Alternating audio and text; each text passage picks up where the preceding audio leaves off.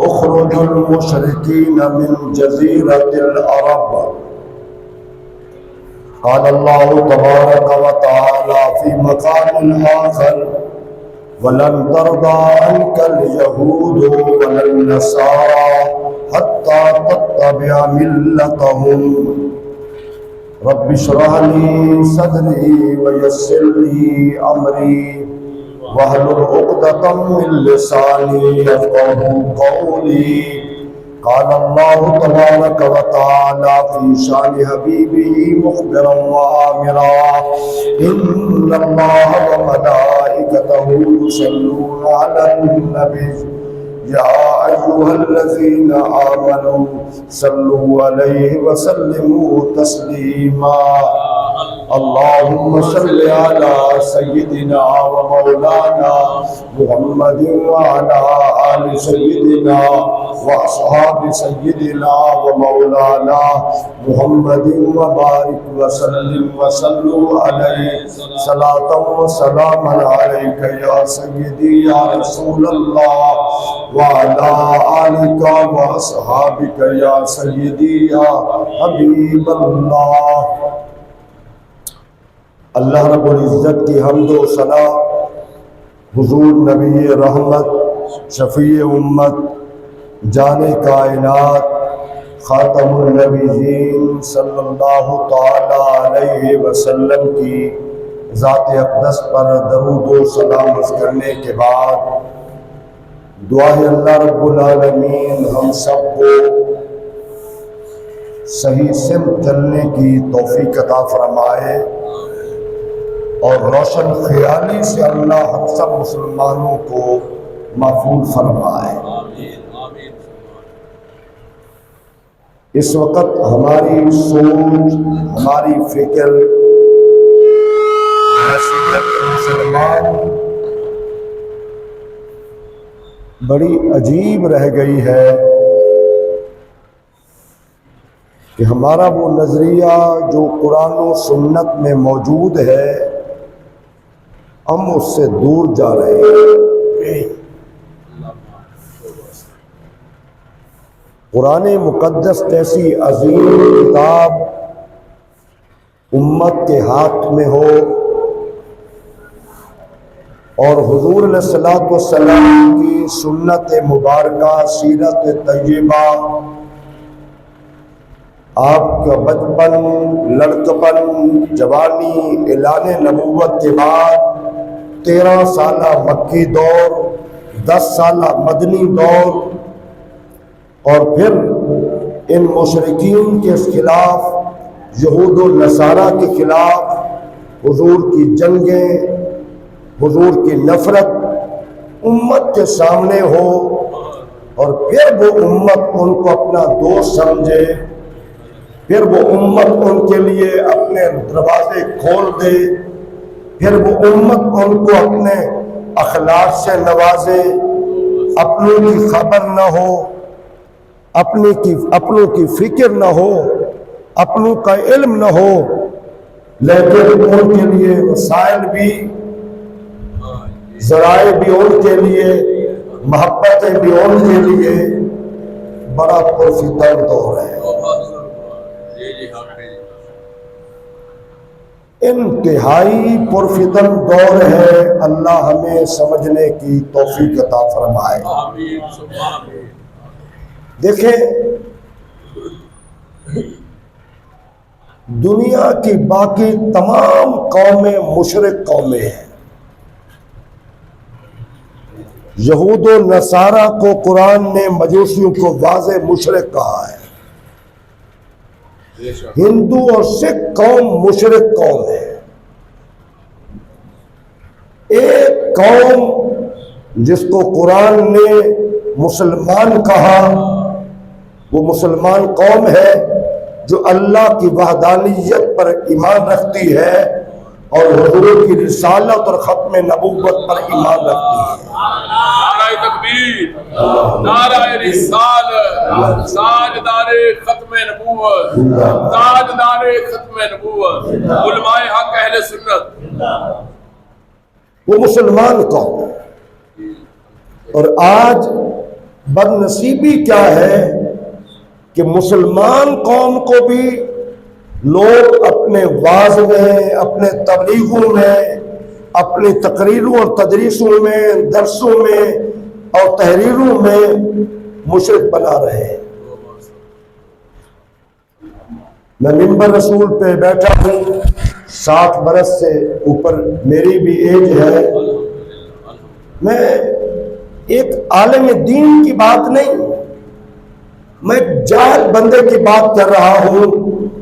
مشرق سے لے کر مغرب تک، شمال سے لے کر جنوب تک، کسی بندے کا یہ نظریہ نہیں ہے کہ ہمارے ایک سجدے کے لائق بھی حضور ہے۔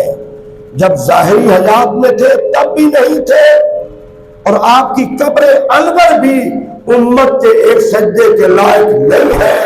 سجدے کے لائق کون ہے؟ صرف ایک اللہ۔ سبحان اللہ، اس میں دوسری کوئی رائے نہیں ہے۔ کسی صحابی کا اختلاف نہیں ہے، چاروں ائمہ کا اختلاف نہیں ہے، محدثین کا اختلاف نہیں ہے، چاروں سلاسل کے اختلاف نہیں ہے۔ ایک ہی بات ہے، ہماری عبادت کے لائق کون ہے؟ اللہ۔ دوسری بات، خالق بھی اللہ ہے، مالک بھی اللہ ہے، زندگی اور موت دینے والا اور اس پر قدرت رکھنے والا بھی کون ہے؟ اللہ۔ اللہ کے سوا کوئی نہیں۔ یہ ہمارا عقیدہ ہے۔ اور شروع قسمت کہ دوسرے لوگ چھوٹے مولوی سے لے کر بڑے مولانا صاحب تک یہ مشرک ہے۔ اللہ کے حضور پیشی ہوگی اور یقیناً اس الزام کو ثابت کرنا پڑے گا۔ یہ دنیا ہے، نظام چل رہا ہے، جو بندہ جس کو جو کہتا ہے اس کی مرضی ہے۔ زبان ہمارے اختیار میں نہیں ہے، ہمارے کنٹرول سے باہر نکل گئی ہے۔ اور دنیا کا سب سے بڑا فتنہ جس سے پیدا ہو رہا ہے وہ زبان سے۔ ہر بڑے بڑے گناہ سے بڑھ کر جو فتنہ ہے زبان کا فتنہ ہے۔ حضور نے فرمایا تھا کہ دو چیزوں کی مجھے ضمانت دے دو، ایک 2 جبلوں کے درمیان زبان، دوسرا 2 ٹانگوں کے درمیان شرم گاہ کی، میں اللہ کے نبی تمہیں جنت کی ضمانت دیتا ہوں۔ اور پورے جسم میں سب سے زیادہ جو خطرناک چیز حضور نے فرمائی ہے وہ زبان ہے۔ ہم نہیں دیکھتے گالیاں دے رہے ہیں، ہم نہیں دیکھتے الزام لگا رہے ہیں، ہم نہیں دیکھتے جھوٹ بول رہے ہیں، ہم نہیں دیکھتے کیا کچھ کہہ رہے ہیں۔ مجھے تو کئی مرتبہ رونا آیا سورہ یاسین پڑھتے ہوئے، جب اس آیت میں پہنچتا ہوں نا، اليوم نختم علی افواہہم، آج کے دن ہم انسان کے منہ پہ مہر لگا دیں۔ وتکلمنا ایدیہم، یہ بندے کے جو ہاتھ ہے نا، وتکلمنا ایدیہم، ساڑھے ہاتھ گلا کرے ہوئے، اللہ اس نے یہ کیا وہ کیا وہ کیا۔ وتشہد ارجلہم، یہ پاؤں، ارجلہم یہ پاؤں گواہی دے رہے ہوئے، یہ شراب پینے کے لیے گیا، زنا کرنے کے لیے گیا، چوری کرنے کے لیے گیا، جوئے کے لیے گیا، ظلم کے لیے گیا، لوٹ مار کرنے کے لیے گیا، یہ پاؤں گواہی دے رہے ہیں۔ زبان ہمارے اختیار سے باہر چلی گئی ہے، اس کو ہم نے کھلا چھوڑ دیا ہے۔ ایک صحابی نے کہا حضور مجھے سب سے بڑی جامع نصیحت کیجیے، تو حضور نے زبان کو پکڑ کے فرمایا اس کا خیال کرنا، اس کا خیال کرنا۔ آج یہ زبان سے اتنا تیز دھار کلمات بندہ کہہ جاتا ہے، تیز دھار کلمات جو کبھی زندگی میں پھر ملنے نہیں دیتے۔ حضرت علی کا مشہور زمانہ شعر ہے، آج سے کوئی 40-45 برس میں نے پہلے پڑھا تھا عربی میں، جراحت السنان لہا التیام جراحت السنان لحل قیام ولا یلتام منہ مارجر ہے لسان. فرماتے ہیں تلوار کے گہرے زخم، تیر کے گہرے زخم تو ٹھیک ہو جاتے ہیں، زبان کا زخم ٹھیک نہیں.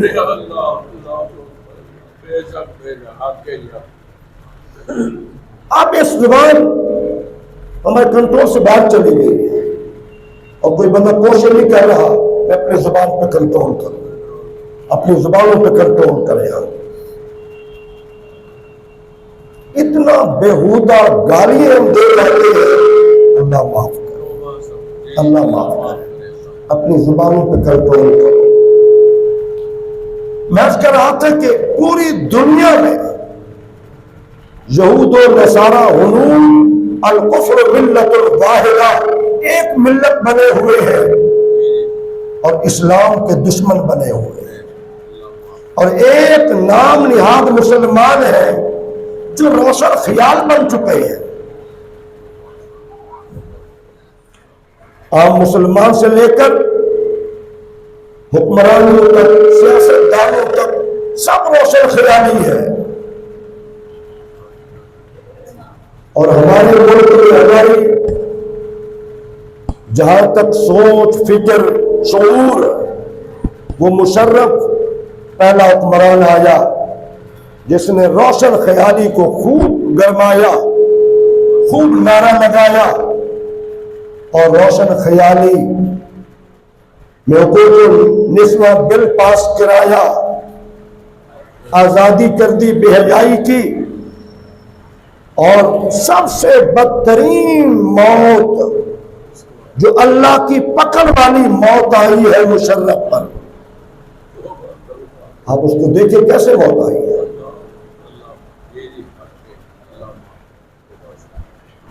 لیکن ہم اندر کچھ ہمارے ٹھیک نہیں رہا، ہم اللہ کے عذاب کو عذاب سمجھتے نہیں ہیں. ہم اس نہج پہ پہنچ چکے ہیں کہ کوئی عذاب ہو، کوئی پکڑ ہو، ہم کہتے نہیں یہ تو کوئی بات نہیں، یہ تو چلتا رہتا ہے.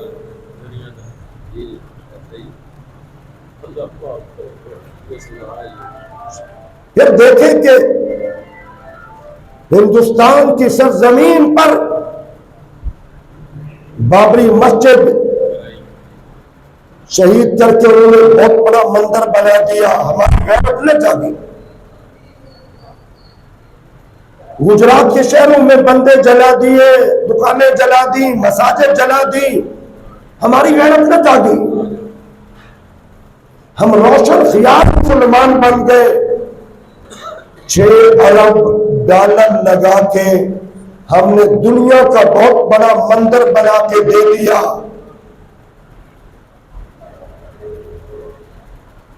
روشن خیالی، طوفانی بارش آئی تو ہم نے پھر کہا یہ تھوڑی سی روٹین سے ہٹ کے زیادہ بارش ہو گئی ہے، یہ عذاب کوئی نہیں ہے. کیا پہلے قرآن میں نہیں ہے، حدیث میں نہیں ہے کہ یہ طوفان عذاب کے آئے ہیں؟ نوح علیہ السلام کے قوم پر کیا آیا تھا؟ قوم سبا قرآن پڑھو، قوم سبا پہ کیا طوفان آیا تھا؟ اللہ نے ان کو انہی وجہ سے ہلاک کر دیا.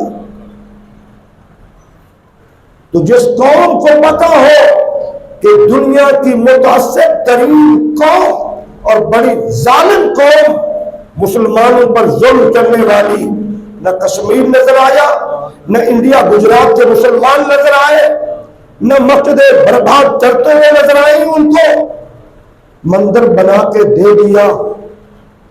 یہ روشن خیالی ہے.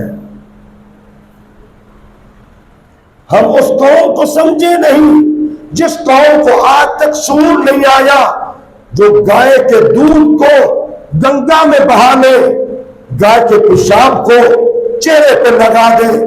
صدر صاحب ہے لگا رہے ہیں، پی ایچ ڈی ڈاکٹر ہے لگا رہا ہے، یہ بڑے پڑھے لکھے لوگ ہیں، گائے کے پیشاب کو چہرے پہ لگائے، پیے مزے سے.